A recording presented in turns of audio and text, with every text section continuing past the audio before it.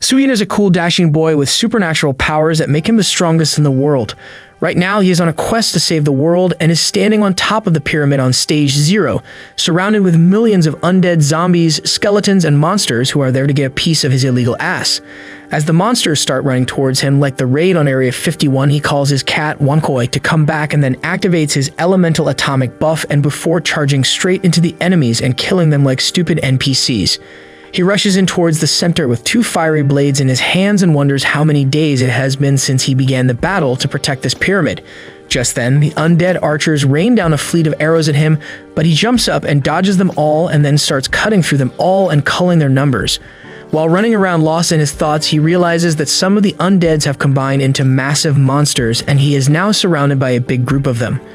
With everyone in place, he sits down and activates his ultimate move, 1,000 Graves, and summons massive gravestones infused with light magic and kills a lot of them, and then jumps down to continue his killing spree like the Giga Chad he is. But Suyin was not always this cool and strong, and to find out how he got to this point, we will have to roll back a whole year to the time before the Fire Nation attacked. Back then, Suyin was nothing but a disgusting, stupid, smelly orphan boy who lived all by himself and studied in an elite high school made over the graveyard of degenerate weebs, their dreams, and 2D wafis. He thought that his life would never amount to anything great, just like everyone who doesn't watch anime and recaps. But his things changed when he found out that the Egyptian prince scammer who asks for $100,000 so he can escape his country and promises that he would give you $10 billion is actually his mysterious grandfather, and he has left him 10 billion yen to spend on online games.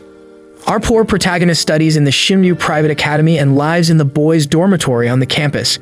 His parents went out to get milk and never returned, so he had to grow up on his own while working all sorts of odd jobs to support himself. He spends most of his days working part-time jobs and getting bullied by idiots who don't like his gaming addiction.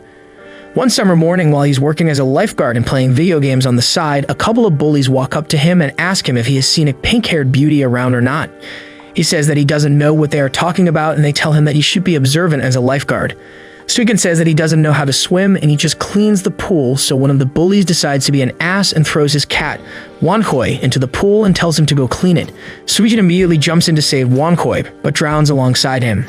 The next time he opens his eyes, he finds himself on the floor beside the pool with his friend, Rancho, waiting for him to wake up. He asks him if he saved him, but he says that by the time he arrived, he had already been pulled out and the one who saved him was Rika Rie. Rie is the sole daughter of the vice president of Godgrave Tech Company, which is one of the largest game development and electronics companies in the country. She is the richest, smartest, and most beautiful girl in the school with a line of simps always running around her ready to suck her toes.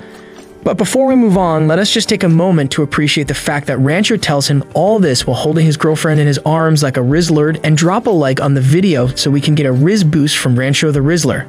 Suyin thinks back on the last thing he remembers before drowning and recalls being kissed by a pink-haired beauty and becomes red in the face like a simp. One night, while working as a security guard, he stumbles upon a nasty couple trying to get spicy in the graveyard beside the school campus. He asks him if he can join, but ends up scaring them off and becomes sad about losing yet another chance of losing his virginity. After cleaning up the mess behind him, he sits down next to a lamp post with his usual gaming setup, from where he steals electricity to play all night long. The game Dungeon Century is Blizzard's next attempt to rob you of all your money and financial future by making it a skill-based pay-to-win MMORPG, and Suyin is all about it. Being the stinky, sweaty gamer he is, Suyin has been playing this game every night since the day of its release and has grinded far more levels than needed to clear the endgame stages.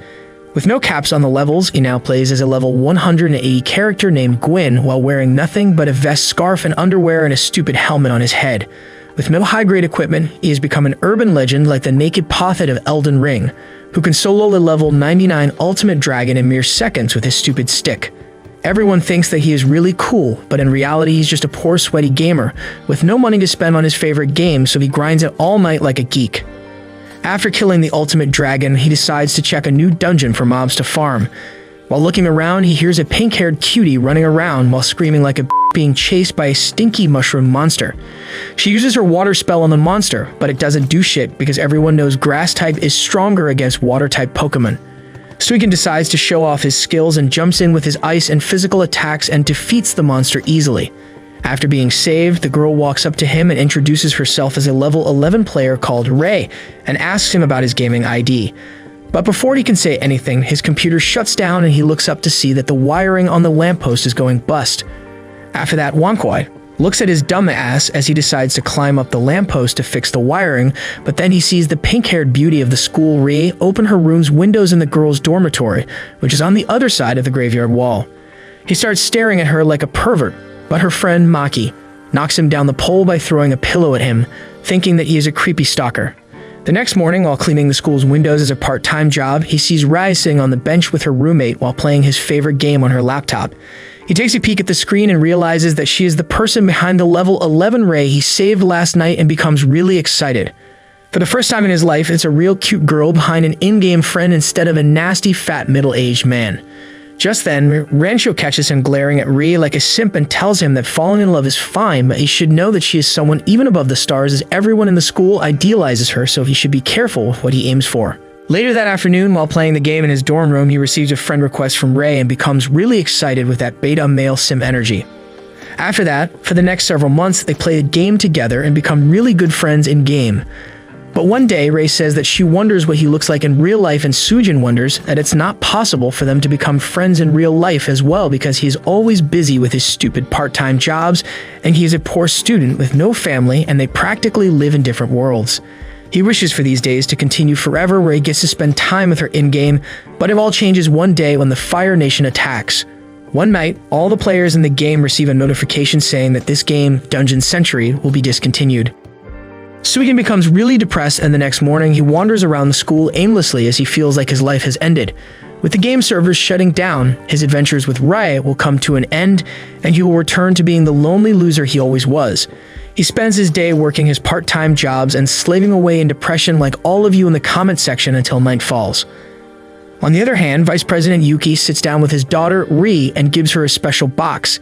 He tells her to keep it safe, and if something bad were to happen, he wants her to follow the instructions inside the box. Ri asks what he meant by that, and he says that it's just a precautionary measure and nothing is going to happen. He then explains that Dungeon Century has finished its purpose as a prototype, and a new game that will change this world is about to start. Then he turns around and says that she must be sad because she finally found a friend whom she liked in the game, and Ri becomes red like a tomato. After that, her father walks out and goes to his office to attend a couple of meetings regarding the announcement of the new game. Later that night, Ria logs into the game and waits for Gwyn to come online as well. While sitting in the tavern, she hears about a hidden item in the game called Evening Song Flower, which can grant any one wish. The players talking about it joke around wondering if they could stop the devs from shutting down the servers if they found it and laugh it off. Sometime later, Sugen hurries to his lamppost and logs into the game to meet Ray. She says that there's only a week left before the servers would be shut down, so she wants to spend as much time as she can adventuring around with him. Sugen takes a dose of copium and thinks that to her he is just another online friend in one of the games she plays, and that's all he is to her. Once the game ends, he won't be able to meet her like this ever again and feels sad. They walk around and talk about the game, and before logging out, Ria tells him about the Evening Song Flower and says that she wants to find it before the game ends no matter what. Being the sweaty ass gamer simp he is, Suyen says that he would find it with her, and they make a promise to do it before the server shuts down. Meanwhile, the GGT announces the launch of the next big online MMO game called Gravebuster. The players will be grave robbers who will hunt down various treasures hidden on each stage. And to suck their souls out, the game will have a new system where your financial strength will be your ultimate strength as well, which basically means it's capitalism, and if you are poor, then good luck. The more money a player spends on the game, the stronger they become. Besides that, all the players who register to play will get a free special console called Sibe, which is specifically designed to play Gravebuster. Just like that, a week passes by and the day comes when Dungeon Century celebrates its grand finale event. Ri logs in and waits for Gwyn to come and help her find the Evening Song Flower, but the clock keeps ticking and he doesn't come. On the other hand, Suigen spends his whole day working odd jobs and feeling depressed. Meanwhile, old man Yuki sits in his office watching his game come to an end in preparation for the masterpiece of his life, Game Buster, to take over. All the items and currency from Dungeon Century will be transferable to Game Buster, so the old players would already have an edge over newcomers, but the thing that Yuki is hoping for is for someone to find the hidden item before the servers shut down. Graya walks around in the field of song flowers and starts looking around for the hidden item on her own. Then a monster-like player goes berserk and ruins the whole event by killing other players and robbing all their equipment. They soon arrive on the song flower field and attack Rhea as well. She tries to fight back, but the enemy's avatar turns into a tentacle monster, and we all know what that means for anime girls. Meanwhile, Sugen is running late due to a minor accident on his way, but eventually gets his ass in front of his computer and logs in. He goes to the tavern to find Ray, but the place is destroyed, and from a recorded message, he finds out that Ray went ahead on her own to find the flower. He runs through the destroyed town and eventually arrives on the Songflower field and finds Ray laying on the floor with all her fancy gear gone. He picks her up in his arms and looks down sadly with tears in his eyes as she apologizes for not being able to find the flower for him while holding a bent and broken one in her hands. Wynn's tears fall on the flower and suddenly it starts shining and blooms into an evening song flower. They both look at it in awe, but then the tentacle monster grabs Ree and rips a hole through her chest, making her the first chibi member of the Dead Donut Gang. Meanwhile, Suijin falls down with the eventing song flower in his hands as the servers shut down and the game comes to an end forever. On the other hand, a red-haired hottie walks inside the GGT building and enters the old man Yuki's room. She sits down on his table with a gun pointing at his bald head and says that because he's a coworker, she would feel sad to put him down. Yuki asks her if she is pretending to be some thief who happened to be passing by and kills him and calls it lame. He further asks her if it's President Ling's idea and says that it definitely sounds like a third-rate idea that he would come up with. She then asks him if he won't tell her how to open the tomb, and he tells her to suck his arse and that he won't ever help grave robbers like them. With that, the girl calls out his name and refers to him as the final gravekeeper and thanks him for all his services before shooting him down. The next morning, Suijin walks towards the school with his broken bicycle and notices Wankoi running into the fog. He calls out to him and sees Ray holding the cat in her arms and petting it. He silently walks past her, but then she says that he was the one who has been protecting her in the game all this time and asks if he would allow her to thank him. He says that he doesn't deserve it because he couldn't do anything when it mattered and he didn't even come in time as promised. She says that it's fine and asks if he would protect her in the new game, Grave Robber, and he becomes really excited to hear it and says that he will and ends up breaking his cycle's handle and makes her laugh at his poor clumsy ass. Later that morning, the GTC building is surrounded with police cars and barricades as they investigate the murder case of Vice President Yuki. Suijin feels extremely shocked when he finds out about this from Rancho during his class and runs towards Rie's dormitory because her father just died. He meets up with Maki at the door and she tells him that some people from the company came earlier to pick her up as there is a lot of paperwork and arrangements to be made for the funeral, so she would be away for some time. During the funeral, people pity young Rie's fate and rumors go around that the old man had taken a big debt as well. The murder case makes it to the big news channel and the GGT president, Ling, holds a public announcement and says that they won't sit down calmly until they capture the killer, while the red-haired killer stands on the same stage behind the curtains and looks at his politically lying ass. On the other hand, Suijin looks at the news on the net, and while looking at Yuki's portrait, he gets a flashback of playing with him when he was little and says that he knows him from somewhere. A few days later, Rie calls Suijin to come visit her at her house. After exchanging greetings, she takes the purple box out and gives it to him with a letter on top of it. Suijin picks it up and starts reading and finds out that it is a letter from her father Yuki, instructing her to give the box to Suijin. He opens it to see what was inside and finds a Sibe inside of it. He puts his finger on the screen and it starts an identification sequence and logs him in as Riku Suijin and tells him to wait while the system starts up. They wonder why the old man would want him to have this console, and then Rie tells him that she is not actually the biological daughter of Yuki. She was adopted when she was very young and doesn't know anything about her real father. Just then, a black car drives in and her maid comes and tells her that she has some guests. Rie excuses herself and walks out and finds two men asking her if she was Yuki's daughter. Meanwhile, the system loads up on Suijin's Sibe, and he picks it up to see what it was about. He looks at the screen and finds out that he now has 10 billion yen in his game account and thinks that it must be a mistake. Just then, a recording starts playing and it turns out to be from Old Man Yuki, who says that he is the man who raised Rie and he is his real grandfather as well. He then says that he might not remember it, but it's all true, and the reason why he has left him with this inheritance is because he wants him to use this money so he and Rie can live together happily ever after. Suijin starts blushing like the simp he is and starts dreaming about Rie being his wife, but then Yuki says that there is another important thing he should know as well. Rie's real parents were friends with the same goal, but the enemies got to them first and murdered them. That's why he adopted Rie as his own daughter to protect her, but now that he is gone, he wants him to use this inheritance to protect her. Just then, Suijin hears Rie scream from outside and he sees that the two men are forcing her into the car and telling her that she must come with them to the office to settle the massive debt that her dead father has left behind. Suijin looks at that and runs downstairs and tells them to hold it right there. With that, he starts running towards them ready to throw hands, thinking that he will win this with the power of plot armor, but gets his ass kicked by one of the guys who then walks up and beats him on the ground like some piece of trash. Seeing his pathetic ass getting beat up, Ri becomes really sad and tells them that she will go with them and do whatever they want. When the guy stops kicking him, Suijin grabs his foot and begs him for more. He tells him to stop and says that he will pay the debt for her. He finds out that the debt is 500 million yen and starts running upstairs to get the money from his Sibei. But then he finds out that in-game currency cannot be exchanged for real money and don't know why it's a shocker for him. But he becomes surprised about the fact. Just then, he hears Suijin's voice and looks down from the window to see her being taken away in the black car as she says thanks him for trying to help her despite being a brokey. As the car zooms out, he starts crying and thinks about Ri's smile and his time playing with her in the game and the fact that he almost got the blessings of her dead father to marry her. With the power of simping and an intense desire to lose his virginity, he decides to chase after them on his bicycle. The men in the car say that it's good that he got a good beating and that it should have brought his delusional ass back to reality, but then they hear him racing behind them on his cycle while screaming Ri's name like a raging duck. Ri slides the window down and looks back at him. He says that he will save her no matter what, and she says that she would be waiting for him. But then the driver becomes sick of their stupid romance and hits the brakes. Suijin ends up getting in front of their car and then they hit him from behind and make him brutally crash on the side of the road. Ri curls up on her seat in despair while the two men inside laugh at his stupid has. But then a hooded guy suddenly teleports into the car and surprises all of them. The driver asks who he was and the guy introduces himself as Silicon and uses his ability to kill them both and then crashes their car as well. Suijin walks up to him and asks who he was and what he did with Ri. Silicon says that he has a message for him and shares that Temujin-san will be waiting for him in Grave Buster, and then he vanishes from the scene like Houdini before the car explodes.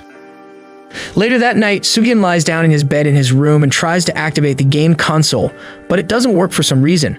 He then falls back and thinks about everything that happened so far and wonders what this game called Grave Buster even is that Yuki created. Besides that, who even was that guy and where did he take Ri? All these questions flood his mind and he feels overwhelmed by them, but just then his Sibei starts shining green and a green-haired beauty with massive plots summons on top of him. He becomes surprised and asks her who she was and why she was there, and she says that she is Twin Star and she is there because he called her as her master. He says that she has got the wrong room number, but Twin Star says that she hasn't and then teleports them both inside Grave Buster on stage 34. After getting teleported, he looks around and wonders if this was Grave Buster, and then looks at her feeling dizzy on the ground. Just then, she gets covered in smoke and transforms into two small cute creatures and Suijin wonders if that's her real form. Meanwhile, three other players appear on the same stage but far away from Suijin. They get ready to loot the treasure and start exploring the place while Suijin pokes Twin and Star around wondering what was going on. Just then, a massive pyramid-like creature comes out of the sand and asks who disturbed his sleep. With that, we get teleported to the game's intro scene and learn about the myth of creation. Long ago, an all-powerful goddess created this world. After that, she gave her own life to create many other lives and became really exhausted. With everything in place, she decided to go to an eternal slumber inside the Imperial Tomb, and her death left behind a great power, and her name was Goddess Bango. Back at Suijin's location, the massive pyramids appear and scares Twin Star away, and they turn into their digital versions and go inside his Sibei. Once in, they introduce themselves as the guides of this game and tell him good luck before running away. The pyramid hears about this and says that he won't let him go away, and now he will test him to see if he is worthy of becoming a tomb guardian. His mission is to ward off any intruders alongside him and to protect this stage from them. But then he looks down and notices Suijin walking away saying he gives as many S about him as you viewers give about your social life. He says that he doesn't have time for all this BS, but then the pyramid says that it must mean he doesn't care about Riku-Ri and doesn't want to save her. He says that if he doesn't pass the test, he won't be able to save her, and this makes Suijin really mad, and he turns around to ask him how he knew about it. Just then, a massive energy beam zooms past from behind him and goes towards the pyramid, barely keeping his smelly ass from turning into roasted pork cheeks. Thankfully, the attack misses its target and flies by the pyramid, and Suijin asks him what it was. On the other hand, we see the three players from earlier aiming at the pyramid from a distance. The hot blondie tells his younger brother and sniper, EU, that they missed, but the next one will make it for sure.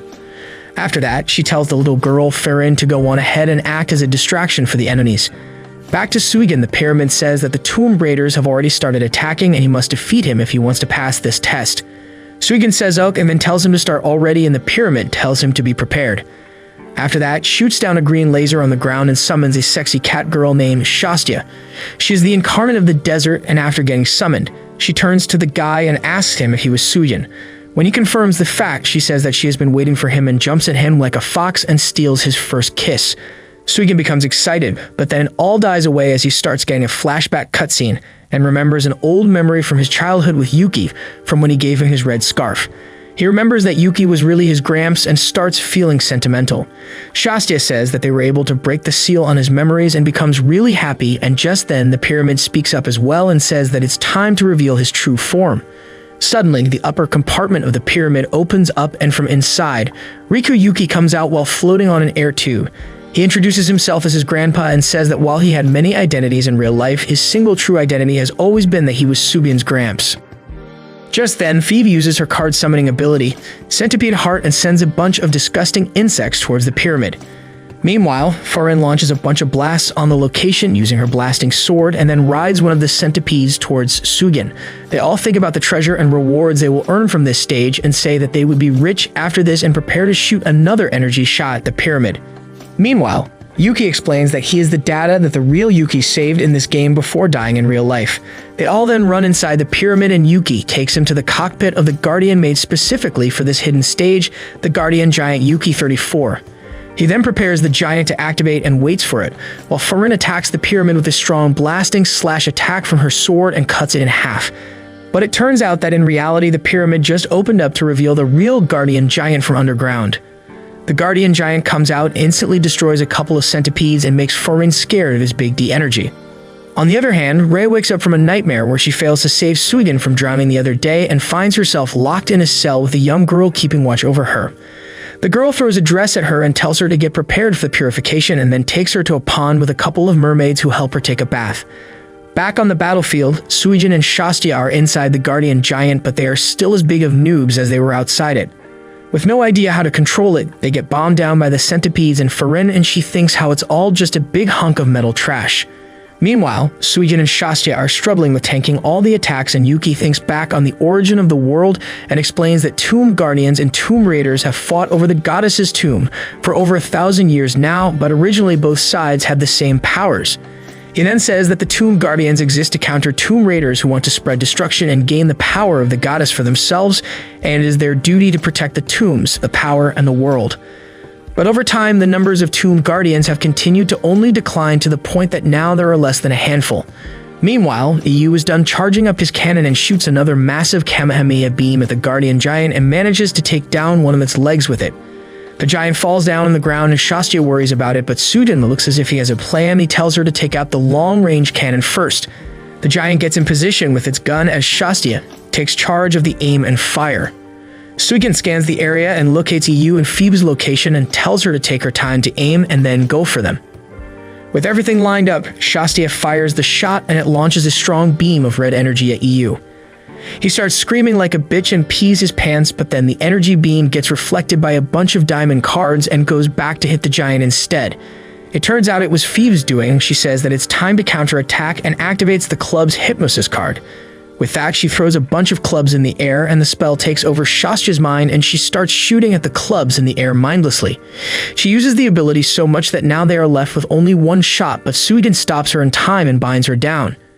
In the meantime, Farin and the centipedes keep on attacking the giant, and some of the centipede robots even manage to get inside the robot and start damaging it from inside. Just then, Phoebe calls Farin and tells her to take cover as EU is about to shoot the biggest fart out of his energy cannon that the world has ever seen. On the inside, Suigun turns around to ask for help from Yuki, but sees him lying on the ground ready to breathe his last. He asks him what was happening, and Yuki says that he was just the real Yuki's data, and now his time is coming to an end, so he should not be sad. With that said, he tells Suigun to protect Bango's tomb, and says that protecting it is the only way to save Ria as well, and then says that he is the last of Tomb Guardians before vanishing away into digital After Effects. Suigun feels extremely sad about losing his Gramps just when he had gained his memories of him back and starts screaming like an anime protagonist, and with that, his scarf starts shining, as well indicating that plot armor has been turned on. He makes a plan and puts Twin and Star in charge of controlling Shastia's mind-controlled shooting frenzy. After that, he rides one of the centipedes out of the robot and rushes straight towards Phoebe from the sky. Farin tries to catch up to him to see who he was, but gets her dumb ass lured into the trap as he signals Twin and Star to make Shastia shoot at the clubs in front of him and takes Farin down with it. After that, he places a few reflective diamond cards in the way and makes it so the energy beam reflects on them and hits Phoebe and takes her out as well. He then stands in the air on top of one of the reflective cards and makes EU question his eyes. He says that he thought all the Tomb Guardians were gone, but he says that the last one is still alive. EU gets on top of his cannon and shoots it at Sugen, but he uses another Uno reverse card and makes the energy beam reflect back onto EU, taking him out as well. After that, he goes back to the giant and Shastia says that he has passed the exam and now he is the last Tomb Guardian. He says that he was able to do it only because she and the twin stars helped him, but she says that he did a great job and then says her goodbye as her purpose has finished. With that, she gives him a hug and the whole stage alongside the giant and Shastia vanishes away into digital particles and Sugen falls into a dark pit of digital void. But once she goes away, a crazy pink-haired gun lady appears behind him and says that she was wondering who she was going to face, but it turns out he is just a little baby. She says that he is not the last Tomb Guardian and that it is her right and shoots him down with her rifle. After getting shot by her, Sugen gets logged out of the game and teleports back to his bed. He checks his chest for the bullet wound, but it rapidly heals up and he's back to normal. He then gets a call on his C-Bay and picks it up to see whom it's from. The guy on the other side of the line introduces himself as Temujin of the Totems clan and tells him that he will be waiting for him in Grave Buster before cutting the call. After that, Sugen receives an image from him showing Ria lying on the bed feeling totally vulnerable, and he starts worrying for her safety and well-being. With the release of Grave Busters, the whole world has now hopped onto this crazy trend. Being a gold digger and Mr. Moneybags is the new trending thing to be, and we see many newbies log in with over hundreds of thousands of yen to buy good gear and use it to get girls and attention. The next day, inside the game on stage 35, Golden Mines, we see Phoebe and her group meet up with their self-proclaimed leader, Wild Wolf Kringelerd, and call their team Gold Hunters. They are a group of players who specifically target noobs and hunt them down for all their golden items.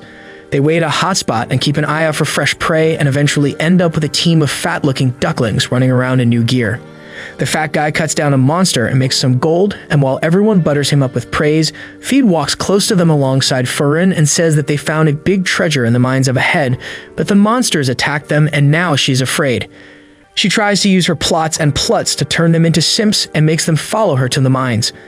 Once there, they ask where the monsters are, and she says that they must have ran away seeing their fresh gear, but the monsters inside the mine attacked them and stole over 3 million coins.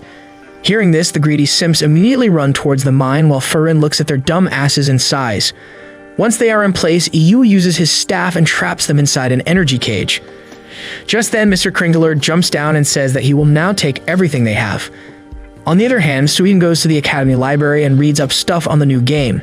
He wants to find more information on Temujin and Totems to get a lead on Ri, and just then, Rancho meets him in the library and says that he has got just the right person for him while introducing his new big girlfriend. He says that despite her looks, she's a game freak and has participated in the closed beta as well, while Sugen wonders what happened to his poor friend's taste. From all the research he does, he finds out that currently the world of Grave Buster is ruled by a man named Dark Tiger, who is the head of an organization called Precious. Precious is a massive group of rich boys, and they use their wealth to steal money and items from other players and use them to control the world. But recently, there are some groups rising up to fight against Precious.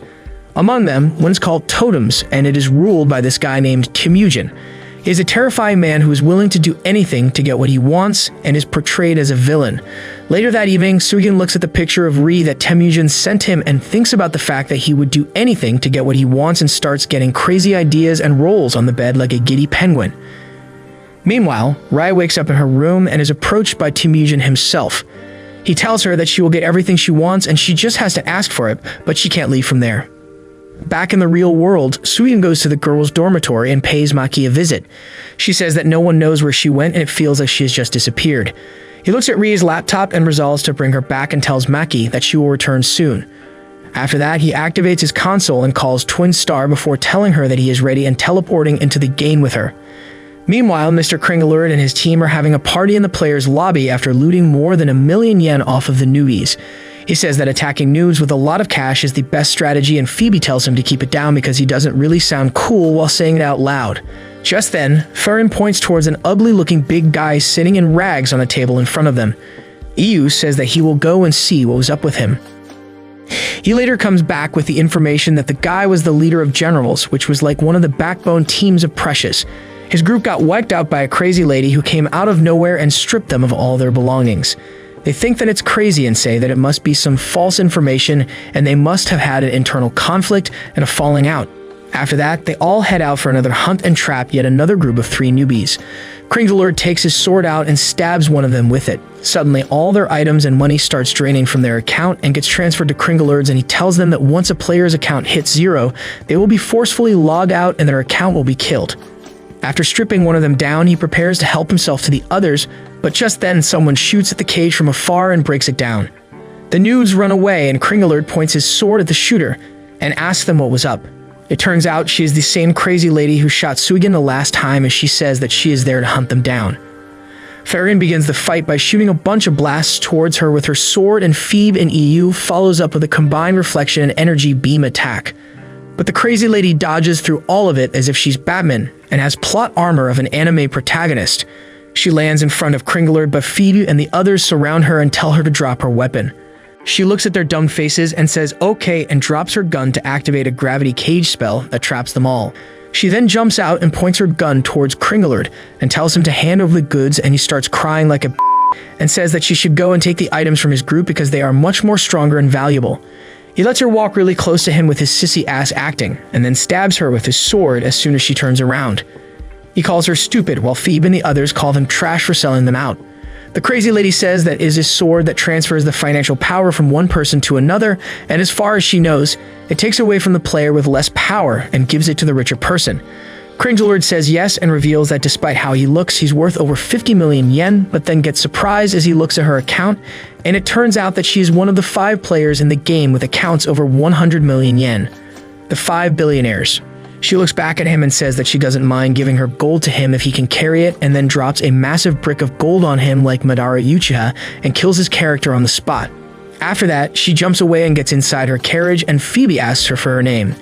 She says that her name is the Collector, and she's a woman who lives solely to kill tomb raiders like them. After that, she rides away while letting out a crazy laugh and drifts off into the distance as her name makes it to the upper ranks of the Precious, and they decide to take her down. Meanwhile, inside the totem's base, their member, Retret, presents Temujin with a red Seibei that he had ordered, and he says that with this, he will be able to show Precious that they can be unpredictable as well. The chibi ninja girl, Hoshirika, looks at it and asks him if he will give it to Ri, and says that she is useless now, that Yuki has died, but Silicon stops her and tells her to stand down. Temujin hears her out and tells her that he knows that she doesn't know the real worth of Riku Ri, but she will understand soon in the future. After that, he dresses Rei in a totally not safe for work outfit and presents her with a red Seibei and invites her as the new member of Totems. Meanwhile, we see Suigen flying over an arena on stage 10 called Twin Battle Gate. He wants to meet the organizer of these battles called La Long because he's also in charge of the beginner's courses. While flying up, he notices a young boy named Takeshi climbing up from the side of the arena. He offers to give him a ride by making Twin Star carry them both up, and we find out that Takeshi is a poor orphan who lives with his elder sister, Makan. They live in the slums and barely go by. Takeshi hears about this new game and learns that you can make good money by playing it. It all sounds like a blockchain game scam to me, but Makan tells him to go for it and works hard to get them both a Seibei console.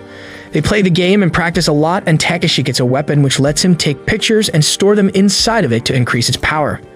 After that, he can use the memories in those pictures as fuel to create stronger weapons and use powerful abilities.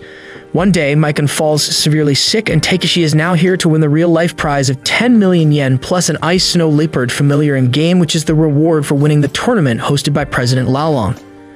On the other hand, Suigen is one of the only 5 billionaires in the game and is flying over the arena because he didn't want to pay the entry fee of 50,000 yen of in-game money.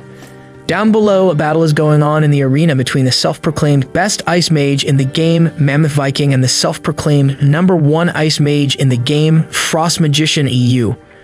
Phoebe and Farron look at the arena wondering about the stuck-up self-proclaimed titles and look as excited as Rhea looked when she dreamt about Suigen in the bed. Soon their battle starts and EU uses his staff to attack the Viking with his ice shards, but he starts walking through them while swinging his axe like a monkey.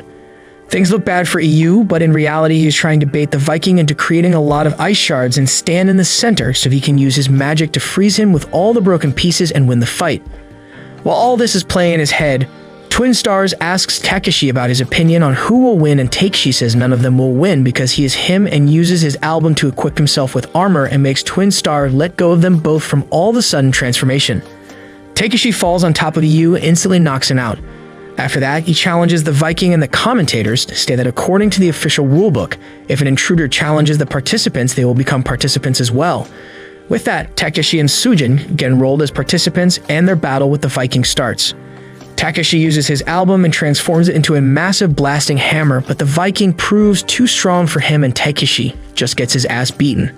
Suigen looks at his sorry ass, but then he finds out that Takeshi is doing it for his sick sister, and he is losing memories of her. As he fights on, he feels sad for him and decides to fight him in his place like a real Sigma male. At first, it looks like he will walk in and defeat the Viking like some edgelord, but instead, he ends up having to dodge his attacks while praying to God that he doesn't get knocked out in one hit. Soon, the Viking becomes bored with him and decides to use his ice magic and freezes his legs in place. Suigen struggles and tries his hardest to get out of it, but it doesn't work, and the Viking walks up to him with his thick axe and goes in for the final strike. Just then, Twin Star jumps in and blocks the hit with her bare hands and tells Suigen that he better pay up for this later. She pushes the Viking back and tells him to be prepared to see her real form, and then uses transformation as if she is going to turn into a twin-headed dragon, but instead she turns back into Twin and Star, the two fluffy balls. The Viking finds them cute and grabs them in his hands, but Takeshi jumps in and saves them and says that he knows that a hero saves girls and he still has the will to fight left in him. Hearing the little brat speak like a grown-up man, Twin and Star feels happy and transforms back into Twin Star. She thanks Takeshi for saving them and then transforms for real this time and actually turns into a two-headed dragon. President Lao Long checks his documents and confirms that she is an ultra-rare high-level humanoid grave beast familiar known as the S-Class 2-headed Jade Dragon. Everyone wonders how an amateur like Suigen managed to tame such a high-grade familiar, and Twin Star decides to finish it quickly and ends the battle by shooting the Viking with her Emerald Blast breath and turning him into crystal before crushing him into powder and claiming victory. With that, they win the tournament and Suigen gives all the prizes to Takeshi and decides to walk to the next stage where he will enter the beginner's course hosted by President Lao Long. On the other hand, the president wonders who Suigen is and worries if she is a companion of the crazy lady who soloed this entire tournament long ago while thinking about the collector. Suigen then walks to the place for the beginner's course and meets up with two new players who are there for the course as well. He tries to act friendly and greets them both, but the purple-haired dude ignores him like the stuck-up ass that he is, while the music-loving fatty seems to recognize him as the poor kid who is always working part-time jobs from his class. It turns out his name is Sha, and he is the student council president as well as Suigen's class fellow, but he doesn't remember him because he's always sleeping in the class or working outside, so he doesn't really have many friends outside of Rancho and his imaginary friend Timmy. Just then, a fair-skinned, attention-seeking girl teleports in on the stage and introduces herself as their trainer for this course named Rin. She calls out all of their names and reveals that the purple-haired dude is called Titan. She then walks them through the rocky stage and says that their lesson will be held here in the form of actual battles. She explains that these are the remains of a tomb from 100 years ago, which was looted dry after the Tomb Raiders defeated its boss. Sha looks around and notices a ton of monsters hiding in the shadows around the cliffs and asks Rin about them. She says that they are called tunnel apes and explains that they are quite fast and smart. For their lesson, they have to defeat all of them, and Sha suggests that they work together, but Titan looks at his poor ass and says that he will do it his own way. Just then, they turn around and notice a group of tunnel monkeys running towards them. The monsters jump on them immediately, but Rin kicks them all back with her Sanji-like combo and starts explaining the basics of the game.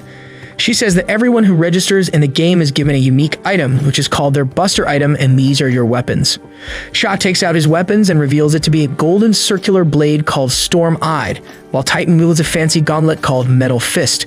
Sha asks Suigen about his Buster item, but he tells him off by saying that it's nothing cool like theirs. Just then, Rin warns them that the monsters are coming their way and they all start fighting. Titan punches them hard with his item and Rin also strikes them with her sword, and they both realize that physical attacks don't work on these monsters.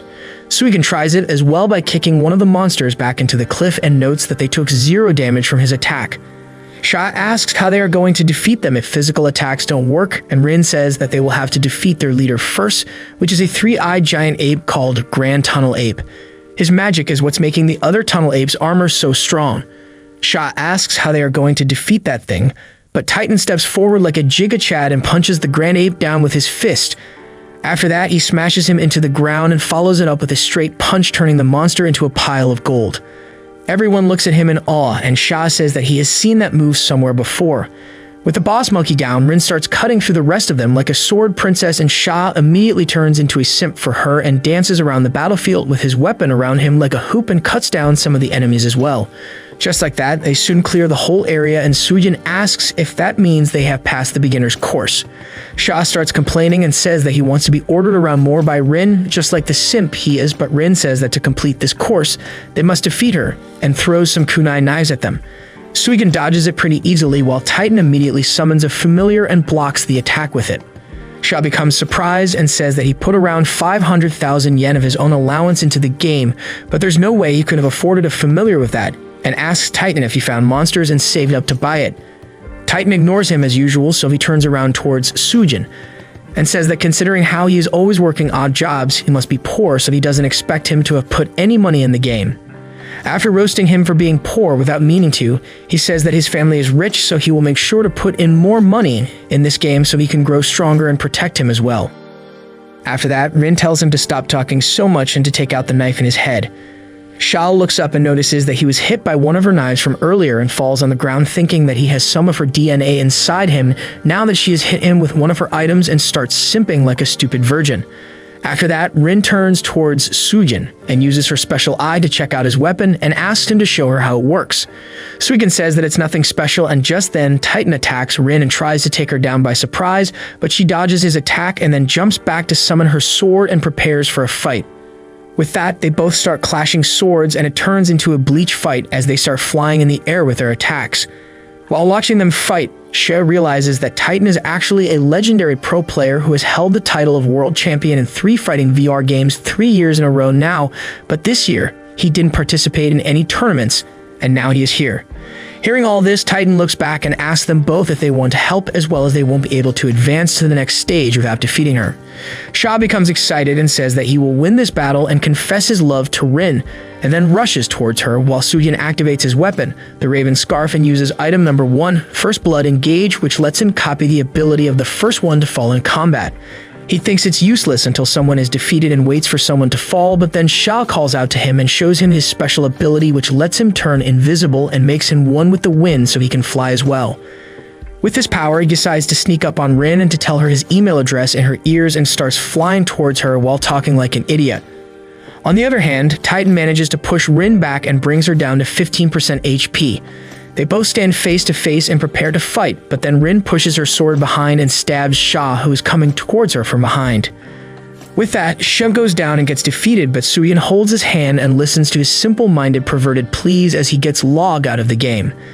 After that, he stands up and faces Titan and tells him that he can't defeat Rin because she's invincible. Hearing this, Titan becomes bad and says that he is the one who's invincible and starts fighting her like a maniac. Meanwhile, Suyin uses Sha's special ability to turn invisible and flies up in the sky to look for something. He eventually finds it hiding in one of the minecarts and flies in as he reveals the true identity of their instructor, Rin, as a younger kid named Furin. Her ability is called Decoy Mirage, and it lets the decoy copy the appearance of its player, and he reveals that he found out about her because earlier Rin attacked Sha from a place out of her vision, and that would mean that the real her was looking at them fighting from a distance. He lets Titan know as well, and this marks the completion of the beginner's course for them, and they unlock the Ally Cards feature. Furin explains that using this card, they can form parties with other people and get to know their status. She then asks Suijin about his true identity and says that she finds it hard to believe that he is just some newbie with a strong familiar and such advanced knowledge of the game. He says that he might tell her sometime later and starts walking away, but then Titan jumps down and attacks him with his fist and says that he wants to know how strong he really is as well. Suijin dodges the attack and runs away with Furin into a building in the distance and asks her why she isn't fighting back. She explains that after using her Decoy Mirage, she can't fight for some time, and then asks him why he helped her run away. He says that he wants to form a party with her, but she calls him a pervert for trying to date a little girl like her, but he makes a bet with her saying that if he defeats Titan outside, she would join his party and makes a pinky promise with her. Just then, Titan breaks into the building and hits them both out of there with his massive metallic fist. He decides to go full berserk mode, but Suijin stops him by releasing his technique and using Sha's ability, the Man of the Wind. With that, he uses some wind bending and creates camouflage with leaves to fight against him. He combines it with his fast speed, flight, and invisibility, and manages to get him by surprise by making him think that he is hitting him in the air while he sneaks in a slash attack on his leg. Titan becomes mad and tries to attack him, but then he feels exhausted and gets on his knees.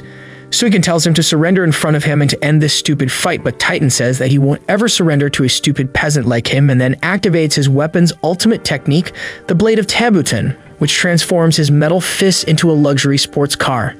He feels really mad at Suigen and charges his car with a 100 million yen before deciding to ram it straight into him and crushing him underneath.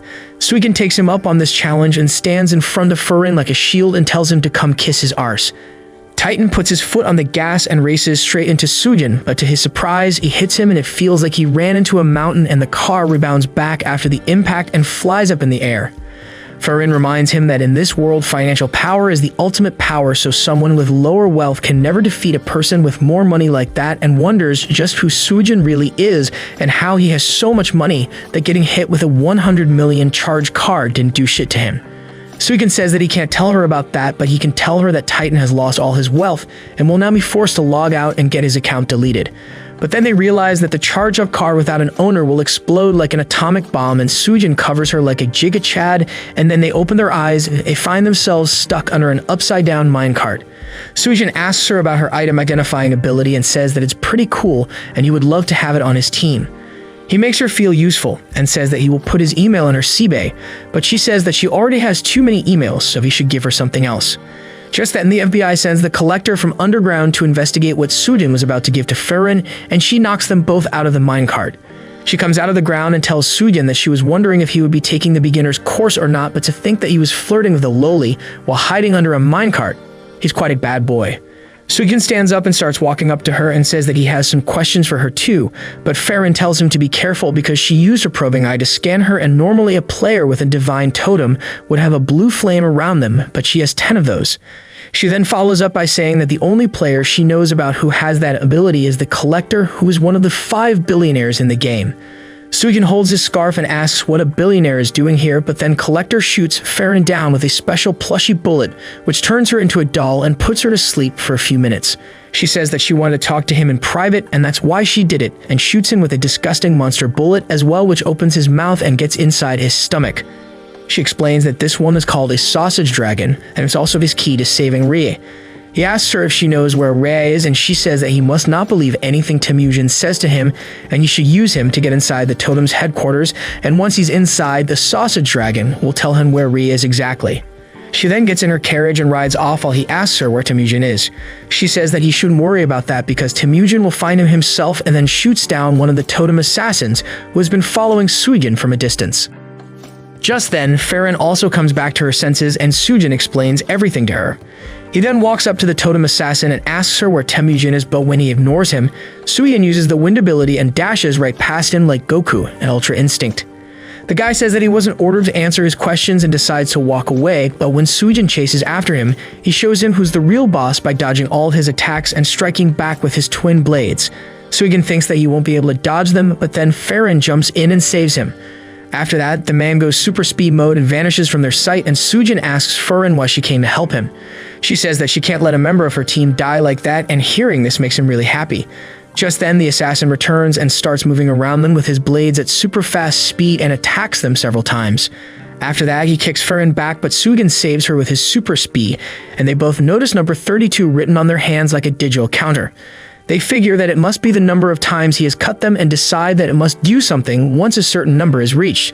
Regardless of that, Suigen decides to jump forward like an idiot and gets himself cut another time, and this makes him forcefully log out of the game. After that, he throws his blade at Furin, but she blocks it with her weapon. She thinks that it will work, but even that counts as a cut, and she is forcefully log out as well with a timer of 24 hours before they can log back in. Once out, Suigen receives a call from an unknown number and thinks that it must be Furin, but finds out that it is actually Temujin. He tells him that if he still wants to save Rie, then he must do as he says. Meanwhile, in the GGC corporate building, a secret board meeting is held between the leaders of the game-leading organization, Precious. They decide that the game has met with a positive response, and with this they are ready to take on the final stage and get past Zero.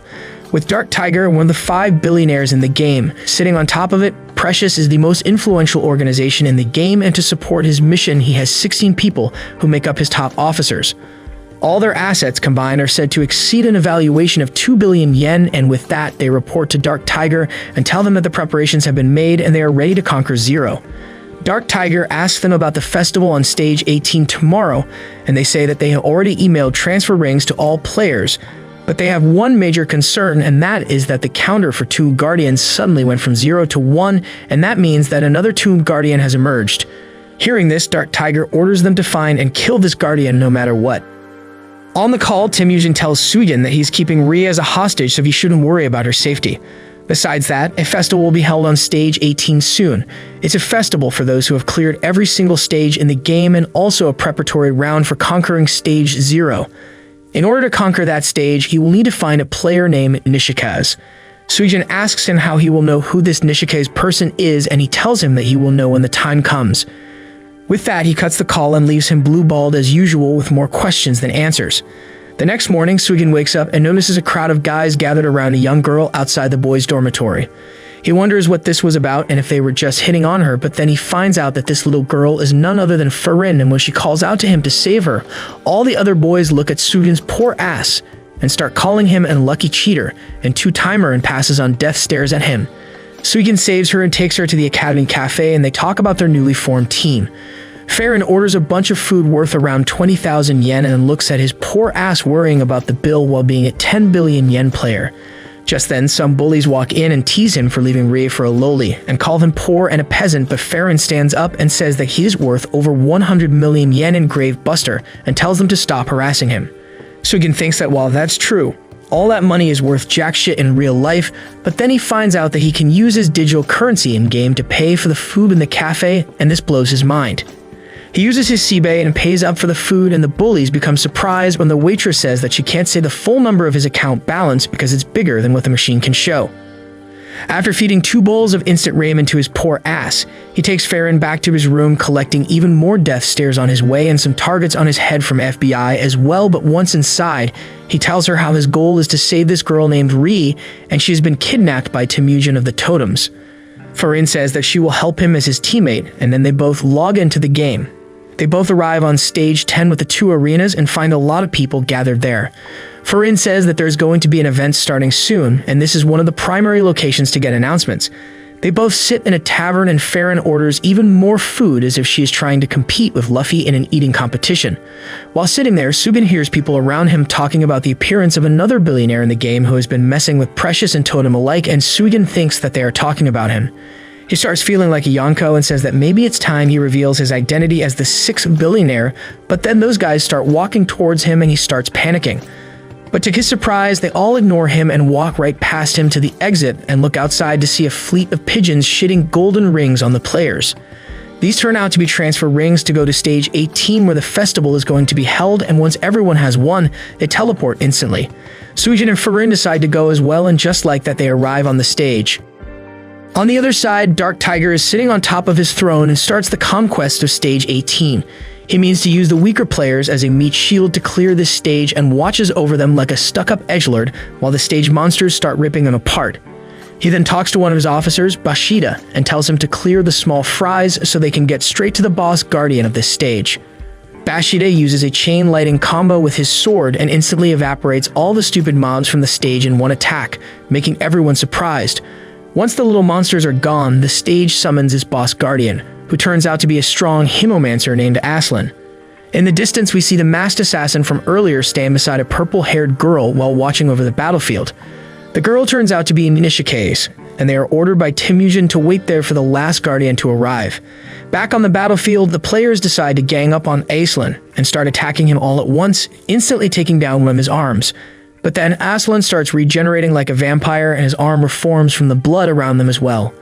On the other hand, Suigen observes the battle from on top of a pillar, but then he notices a crack in the space above him and turns around to see what it was about and gets a view of the heavens before getting kneed right in the face by Nishikaz.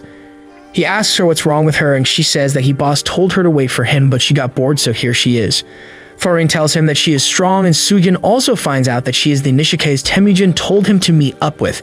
He asks her what their goal was and why they had kidnapped Rie, but she says that she doesn't care and is sure that he would like to meet her as well. After that, she uses her ability and creates a mirror that connects to Rie's room. Sugen gets to see her, but he can't talk to her, and Rie can't see him either, but he feels happy getting to know that she is fine. Just then, Nishikaz attacks him out of the blue, but he dodges back, and she says that her boss told her that he was strong, so she wanted to see it for herself. She then uses her analysis skill and scans his buster item and confirms that it is the wave of Rikoyuki. In the meantime, Aslan is having fun by killing players like NPCs who die as collateral damage and summons his legion of bloody mosquitoes that attack the players as well. After killing the players, he transforms them into blood and absorbs all their essence with his Himomancy to grow even stronger. Just then, he notices a red light shining on top of a pillar and jumps up saying that it is the wave and blood that he has been waiting for and confronts Sujin. He points his staff at his face and says that was ordered to follow him and turns his staff into a small key before giving it to Sujin and telling him that it is the key to stage 0, but before going there, he must pass the final test. He then gathers all the blood around him and transforms into his final form, the Bloody Buddha. He then shows one of his vital points to them and asks Sujin if he knows what it is. Sujin asks if it's like his weak point or something, and he says that it's true, and they will have to destroy it to defeat him, but this is also where his grandfather sealed the last of his memories. So once he defeats him, he will regain his memories of stage 0, and then he can go to it.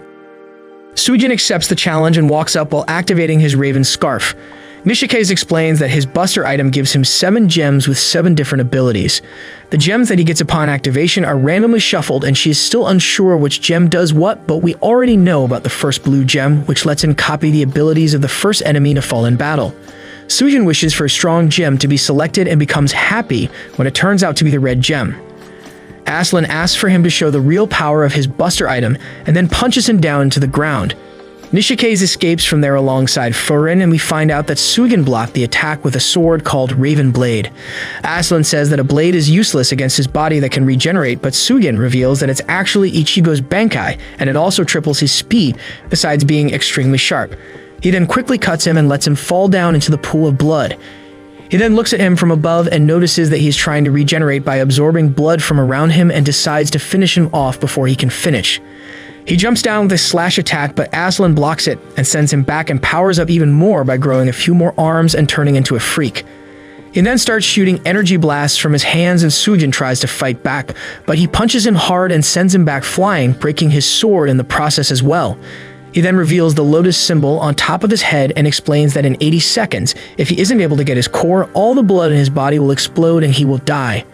Sujin looks at his sword and realizes that a special kind of smoke is coming out of it. He notices that it is concentrated oxygen and uses it to fill up the entire battlefield, and it gives all the other players in the area a temporary stat buff. With that, he lures them all into attacking Aslan and getting defeated by him. But that's all part of his plan. He then makes Aslan use his ultimate attack, Plasma Dragon, and once 80 seconds are up, he makes him absorb all the blood from the defeated player, but instead of healing, his body bursts into a pool of rusted blood and Aslan gets defeated. Sujin explains that he used a little bit of chemistry to poison the blood-hungry guardian by converting the oxygen in his body to ozone, and now he won't be able to regenerate in this state for some time. He takes his core and asks him how to use it, and Aslan tells him to take it to stage 0 and he would know then. Meanwhile, all the players around him look at him in awe for defeating Aslan on his own and think that he must be a billionaire as well. As rumors start spreading, suddenly a group of masked men arrive on the scene and reveal themselves to be a team called Silverbacks. The Silverbacks turn out to be a group of millionaires who work under their leader, who has over 100 million in assets. They tell Sujin to hand over the core and ask him to leave, or else they will beat his ass up and strip him naked, but Sujin tells them to shut their smelly mouths up and come back next month for their begging shenanigans. Hearing this, they become mad and show him their asset bar and reveal that they all have over 1 million in assets and the top guy has over 5 million yen. They start waving them around like some insecure monkeys, but Sujin says that it's pretty small and then takes out his rod and surprises everyone by revealing that he is a billionaire. With that, he goes to the entrance to stage 0 and Aslan tells him that only he can go in from here on out, and they leave Nishikai's and Farron behind. Once inside, Sujin finds himself standing in front of a maple tree and he feels kind of nostalgic. He remembers this to be the place where he used to come to with his grandpa and then asks Aslan about the method to unlock his memories. Aslan tells him to eat the core fruit in his hand, and once he does, he starts getting flashbacks from his childhood where his grandpa used Ri and offered her for the sealing ritual and sucked all of her true powers out of her. He then told him that she won't have any of her memories from her past, and this will also free her from her curse. But to protect them both, he must seal Sujin's memories as well, and then uses the fruit to seal them, and then uses his own blood to create a guardian to protect the key to this place. This guardian turns out to be Aslan, and once the flashback's over, Aslan congratulates Sujin on becoming the last guardian and says that his mission has been completed and now he can rest in peace. After that, he gives him new equipment as a parting gift and lets him walk out. On the other hand, the Silverback guys contact their leader with over 100 million in assets and tell them about the appearance of a billionaire. They tell them that he is near the entrance to Stage 0 and their boss tells them to keep his connection to Precious a secret and then shoots at Sujin from a distance using his map-wide cannon shot ability. Everyone looks at the attack fly towards the entrance and finds out that it's a super powerful attack beyond their measurement. The attack moves closer and closer towards Furin and Nishikaze, but just then, Sujin walks out of the portal and he blocks the attack with one hand. He explains that his new gear makes it so his HP is almost as much as the HP of all the players combined on this stage, and then says that that attack was surely powerful as it managed to take out 1/5 of his health points. After that, he asks Nishikaze to let him talk to Ri and tells her to wait for him and that in a few days he will save her and everything will be back to normal. On the other hand, Silicon stands beside Ri and tells her that in 5 days, Stage 0 will activate and if all goes well, he will transfer her to Sujin as promised. After that, Nishikaze tells Sujin that she will take him to Temujin now and they start walking towards her portal, but then the Silverback's leader, Monkey, jumps in and starts attacking the players in the area. He calls out to the 6th billionaire and tells him to come fight him or else he will kill all of the peasants here in his name and summons a giant golden ape as well to smash them all into the ground. Sujin feels guilty and jumps down to fight him, but Monkey gets him in position and shoots him with a super powerful blast. But just before he can release the shot, the masked guy from Totem rushes in and changes the direction of his shot by hitting his arms and saves Sujin. He then walks up to him and heals him up using his doctor title, and Nishikaze explains that he is called Purple and he is one of their top members. Monkey feels even more excited to have strong people to fight and he starts fighting all of them and reveals that he is one of the top players who are close to becoming a billionaire and shows his assets to be 999,999,999. He starts shooting them with a machine gun, but 2 other members of Totem jump in and form an icewood barrier around them and hold their defense. Inside, Sujin asks them if Monkey won't become a billionaire by simply defeating a small monster like getting 1 more coin, but they say that in Gravebuster your assets are capped at just below 1 billion, and to break that cap limit, they must gain a Lone Star title which are very unique and rare and no one really knows the conditions of getting one, they just happen randomly. In Purple's case, he has a super rare title of Doctor, and he gained it by crafting over 10,000 healing potions randomly. In the case of the Wood Magician, he got his title by mastering all the magical elements in the game. They then explain that by becoming a billionaire, the players get to create a unique rule of their own for their characters, and an example of this is the Collector, having over 10 Buster items. Sujin recalls that he got his title by becoming the last Tomb Guardian thanks to the Seabay that his grandfather gave him but doesn't know what special ability he got with it. They then tell them that currently there are 10 players who are close to becoming a billionaire and Monkey is an elite among them, as well as he reached this status in the first year of the closed beta, but he has been trying to get his Lone Star title ever since and has been killing millions of players in hopes of getting it.